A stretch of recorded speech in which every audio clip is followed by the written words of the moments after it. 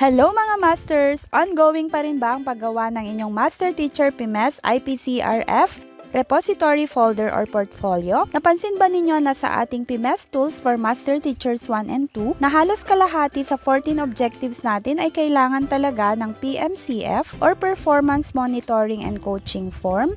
Sa ngayon, kailangan din kasi ng NCOI document ang ibang COI objectives katulad ng nabanggit ko sa previous video for Master Teachers. Kaya naman talagang madami-daming PMCF ang kailangan sana nating nagawa this school year. So, sa video na ito, tututukan natin kung paano nga ba ang pag-fill up sa bagong PMCF na bigay ng DepEd para mai-align natin ang mga coaching and mentoring activities natin sa form. Let's go!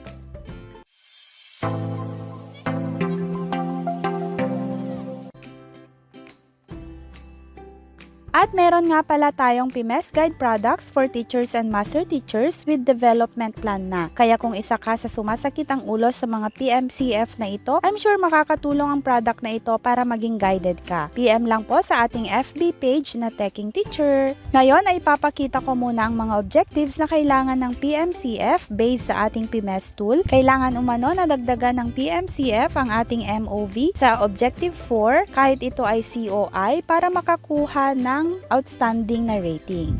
Ganon din sa Objective 6, COI ito na kailangan ng PMCF. Dito sa Objective 8, kailangan naman ng 4 na PMCF sa quality.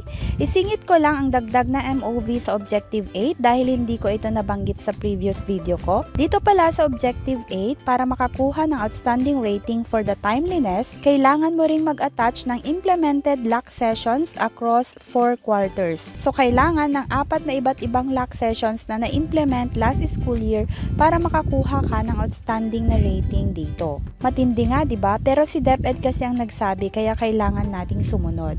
Next naman ay Objective 9, kailangan din ng PMCF, pati sa Objective 10, COI na kailangan ng PMCF. At sa Objective 11, PMCF din ang main MOV for outstanding rating. Kung tutuusin, kung gamay na natin ang paggawa ng PMCF ay medyo magaan nga ang MOV na ito dahil isang accomplished form lang ay outstanding na ang rating mo sa target objective. Make sure lang talaga na nag-assist ka ng co-teacher mo patungkol sa mga targeted objectives dito para magamit mo ang PMCF as MOV mo. Sa ngayon, puntahan na natin ang PMCF na bigay ng DepEd. Bago pala itong form na ito at mas komplikado kaysa sa dati. Ito pala yung blank form natin. Kailangan syempre ay fill upan natin ang mga details na kailangan dito. Sa bawat form, isang teacher or ratee lamang ang dapat na naka-entry dito. Hindi katulad dati na parang logbook lang siya na ililista mo na lahat ng mga teachers na binigyan mo ng assistance at maglalagay ka na ng mga inputs sa table. Pero ito, iba dahil isa-isang PMCF tool sa iba't ibang teachers na under sa'yo. Kaya naman dito pwedeng maraming coaching and mentoring instances ang naka-reflect pero iisa lang ang teacher na naka-refer sa form na ito. So kung 8 yung teachers na under sa'yo, 8 iba't ibang PMCF ang gagamitin mo dahil pipirma sila sa baba. Makikita mo yan mamaya. So meron siyang date kung kailan naganap ang monitoring and coaching. So iba't ibang dates yan kung ilan yung entry. Dito naman ay sa significant incidents description, ilalagay kung ano yung objective na targeted to be improved at kung ano yung nangyari during the coaching and mentoring session. Ipapakita ko mamaya ang sample. At dito naman sa impact on the job, usually ay impact nito sa teaching and learning, sa mga learners o kaya sa professional development ng mismong ratee. Dito ay de-describe kung ano ang kinahinatnan ng mentoring session. Dito naman ililista kung ano ang mga coaching mechanisms na ia-apply o ia-apply sa pag-a-assist sa ratee. Meron tayong mga pagpipilian. Dito naman sa feedback or recommendation, manggagaling ulit ito sa rater or master teacher. Ilalagay dito kung ano ang mga recommended na gagawin ng guro para sa ganon ay masolusyonan ang suliranin niya sa classroom o sa pagtuturo. Pwede ring ilagay kung ano ang feedback na nakita ng rater sa teacher, halimbawa kung ano yung mga mabubuting nagawa ng teacher sa kanyang mag-aaral, at pwedeng positive or reinforcing feedback ang ilalagay dito. Reinforcing feedback, ito yung mga pwede pang gawin ng isang teacher para para mas ma-improve niya yung kanyang sarili. Finally, sa progress to date, dito ilalagay ng master teacher ang nakita niyang progress or improvement ng guro patungkol sa PPST indicator na tinarget sa mentoring and coaching session. Kaya naman may extra spaces dito ay pwedeng magkaroon nga ulit ng mentoring and coaching session ang rater at ratee sa mga susunod na buwan or quarter at dito nga ulit may ire-record. Kaya naman nakalagay dito na add more rows when necessary. Sa bandang hulihan, kailangan pumirma ng master teacher or rater and teacher as ratee at i-approve din ito ng school head. Kapag napirmahan na po lahat ng ito, pwede na siyang gamitin as MOV. Dito nga sa aking sample na siyang bahagi ng ating PMS Guide product, ipinapakita ko ang sample 1 for objective 4. Ito ang PPST 2.3.3.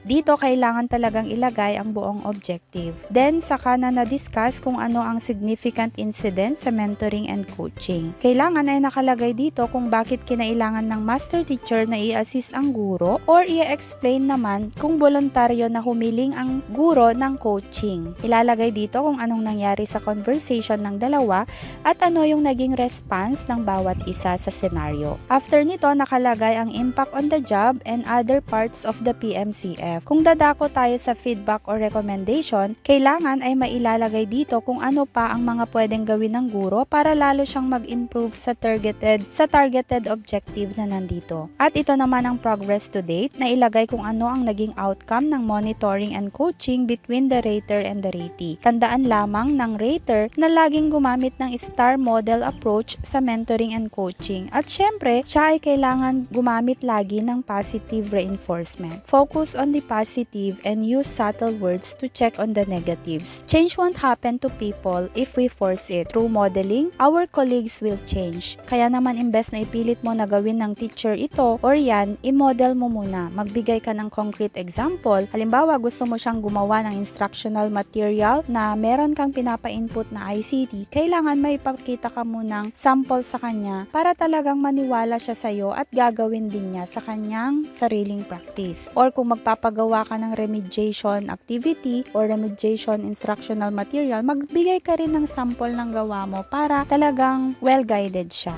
And then, you can also show sample lesson plans kung paano gumawa ng annotation, kung paano mag-input ng mga teaching strategies at iba pa. Magpakita ka rin ng mga sariling materials na gawa mo na align sa lesson plan kung kinakailangan. At syempre, invite them to attend LAC session or FGD or even in your teaching demonstration. With that, makikita nila na you walk your talk. Doon sila mas magbabago at mag-i-improve. Dito naman ay pinapakita ko na ang mga available na PMCF samples natin sa ating guide product for master teachers at narito naman ang iba pang nilalaman ng makukuha ninyo sa folder. Kaya naman kung interesado po kayo, just PM me sa ating Teching Teacher FB page. Mag-ingat nga lang po sa mga scammers dahil marami pong nagpapanggap na katulad ng mga product na ito pero sila po ay mga fake accounts lamang. Dito na po nagtatapos ang video na to. I hope clear na ang tungkol sa paggawa ng ating PMCF. Palike naman, mag-comment sa ibaba at i-share ang video na to sa inyong mga teacher friends. Paalam! Happy Teching Day!